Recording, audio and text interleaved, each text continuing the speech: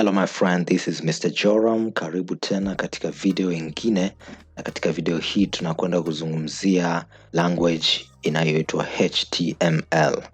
Karibu twende pamoja.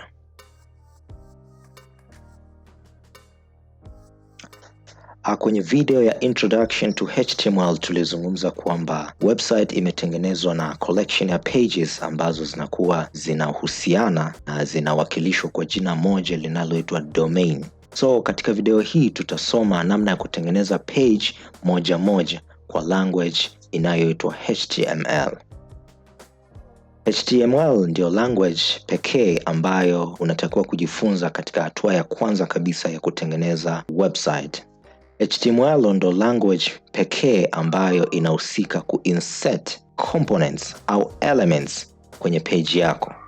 Unaposoma kitabu au gazeti ukaona paragraph, images au videos, kwenye website development HTML ndo language pekee inayohusika kuinsert zile components au elements, paragraph, headings, images, videos na kadhalika.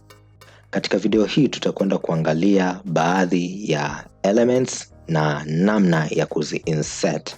Katika language ya HTML, vitu vinavyotumika kuinsert elements kwenye page yako vinaitwa tags.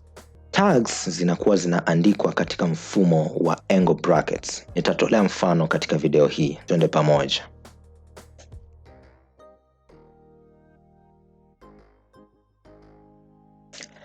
Tunapoandika elements katika HTML language tunatumia tag name, na nimesema kwamba tag names zinakuwa katika angle brackets. Inakuwa inaandikwa mfumo huu hapa. Hizi ni angle brackets, yani zoom. Hizi ni angle brackets ambazo zinakuwa zinaandikwa namna hii. Hapa katikati ndio kunakuwa na kitu kinaitwa tag name, yani jina la ile tag, alafu huku mwishoni tunafunga hii, tunaandika tag name. Katika uandishi wa tags tags zinakuwa zimegawanyika katika aina mbili, zinakuwa za aina mbili.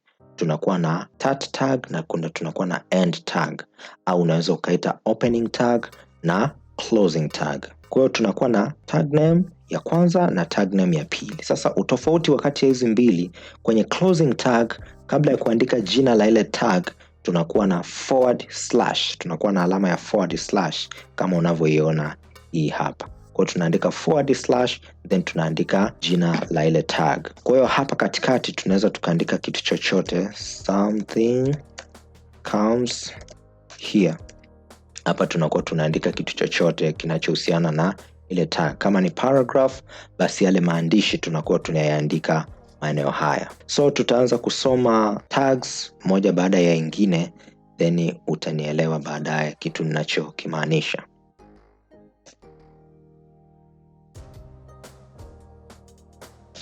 Jambo la kwanza kabisa tunakwenda kujifunza structure ya HTML document. HTML document inakuwa na structure kama hii ifuatayo. Nitakwenda kuandika kwa haraka, then nitakueleza maana yake.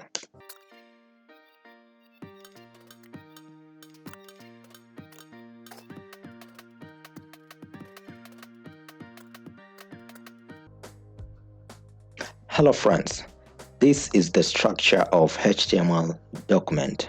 Hii ndio structure ambayo utaitumia wakati unaandaa au unaandika kila aina ya HTML document. HTML document imegawanyika katika sehemu mbili. Sehemu ya kwanza inaitwa header section na sehemu ya pili inaitwa body section. Header section ni hii sehemu ambayo imezungukwa na elements za head. Hii unaweza kaona hapa nimeandika head, hapa nikai close.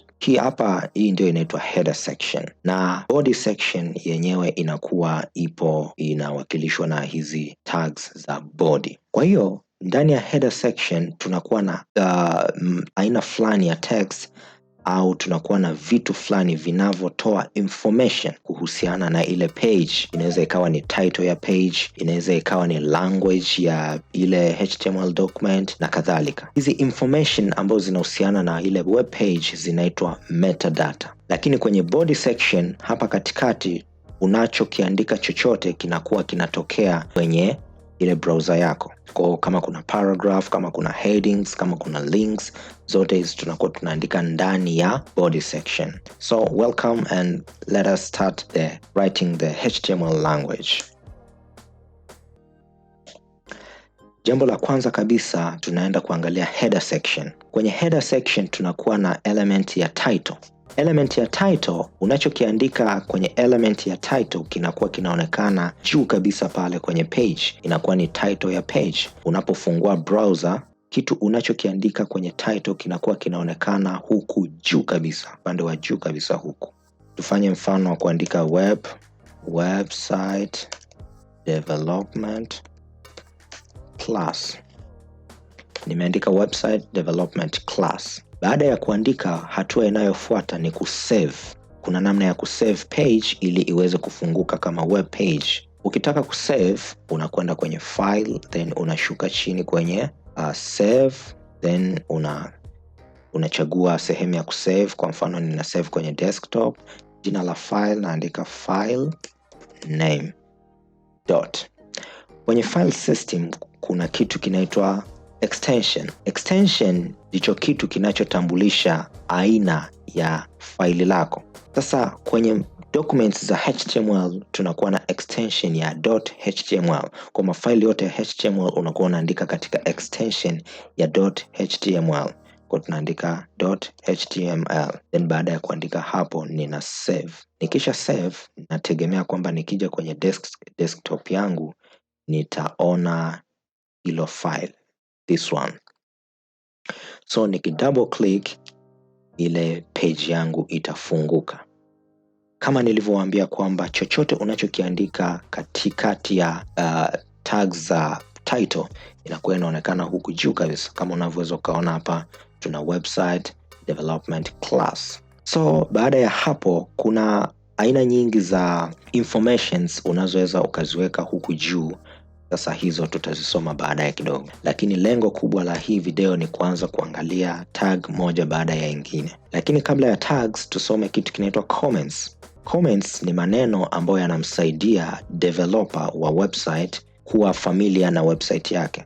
Comments ni maneno yanayoandikwa katika body section lakini yenyewe yanakuwa hayaonekani kwenye browser. Kwa mfano, namna ya kuandika comments unaandika opening angle bracket, then unaweka exclamation mark, alama ya mshangao, then unaweka andika sawa sawa, then naandika double quotes, then ninaandika jina la page ambayo nataka inipeleke. Kwa mfano let's say next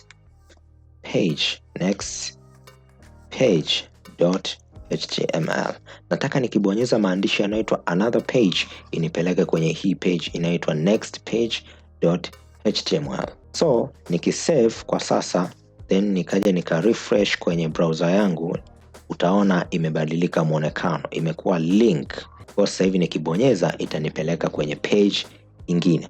Lakini kumbuka hiyo page inayoitwa next page.html bado sijaitengeneza, haija exist. Kwa sasa hivi nikibonyeza itakosa pa kunipeleka. Kwa hiyo ninakwenda kutengeneza page, naenda file new, alafu ninatengeneza page ingine.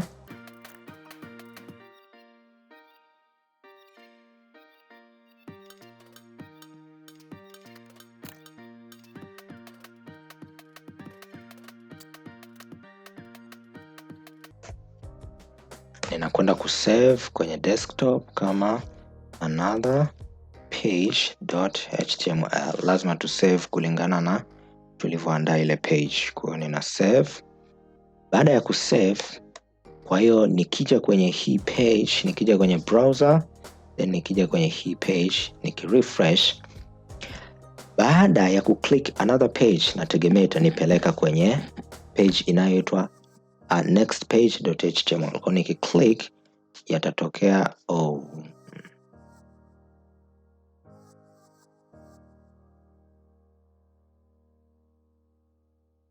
another page.html. Nitakuwa nimekosea kulink. Page ya kwanza nimesema iitwe next page, but mimi nimename kama another page. Kwa nitakuwa kurename, naandika next page.html. save kwenye desktop, save. Yes. Kwa hiyo sasa nikirudi kwenye browser, then nika refresh, then nikiclick, itanipeleka kwenye next page. This is next page. This is anchor tag. Tutakwenda kuangalia tag ya mwisho kwa siku ya leo inayoitwa image. Take an example, nataka ni insert image kwenye page yangu. Image naweza nika insert kwa kutumia tag inayoitwa img. Kwa nakwenda kuandika angle bracket open, then naandika img, then ninafunga. Baada ya kufunga, kwanza tofauti na tags zingine, unaweza kaona image yenyewe ina opening tag ila haina closing tag. Hii ndio utofauti wa image tag na zingine. Attributes zinazopatikana kwenye img tag ni kama zifuatazo. Ya kwanza kabisa ni src. src stands for source. Source ni path au directory ambayo ile image ilipo nataka ionekane hapa. Kwa naandika kama nilivyowaambia kwamba unapoandika attribute, naandika kwanza jina la attribute, alama ya sawa, quotations, then katikati ya quotation unaandika information kuhusiana na attribute. Kwa mfano hapa ni source, nikiandika sawa, then quotations, hapa katikati naandika path. Path ina maana ni ile directory, ile image iko wapi? So ninaenda kufind ile image. Kwa mfano ninataka kuweka hii image kwenye page yangu ambayo inaitwa web, but nataka kucheck extension, unaangalia hapa .jpg. Kwa ninarudi, then hapa ninaandika web.jpg. Attribute ya pili kwenye image ya muhimu sana inaitwa alt. Alt stands for alternative text. Kwa mfano browser ina load page, then ikashindwa kuload au kulocate image yangu, kitakachotokea pale ni hii alternative text ambao utaiandika hapa kwenye hii attribute. Kwa ninaandika alama ya sawa, then double quotations, then hapa ninaandika image. Unaweza kaandika neno lolote unalotaka. Then attributes zingine za muhimu katika tag ya img ni inaitwa width. Hii ni upana, una specify upana wa ile image. Na vipimo katika website development, vipimo ambavyo vinatumika kwa wingi sana, cha kwanza kinaitwa pixels na cha pili kinaitwa percentage. Or you can use either pixels or you can use percentage. Kwa hapa ninakwenda kutumia percentage, let's say 200 pixels, then hii ni width, upana, then nita specify pia height ambayo ninakwenda kuandika pia 200 pixels. Hizi ndizo attributes za muhimu sana kutumia wakati unaweka image yako kwenye site, kwenye page. Kwa hiyo hapa nikifanya kusave, then nikirudi kwenye browser, then nikirefresh, ninarudi kwenye page ya kwanza, then nikirefresh, unaweza ukaona hii image imetokea hapa.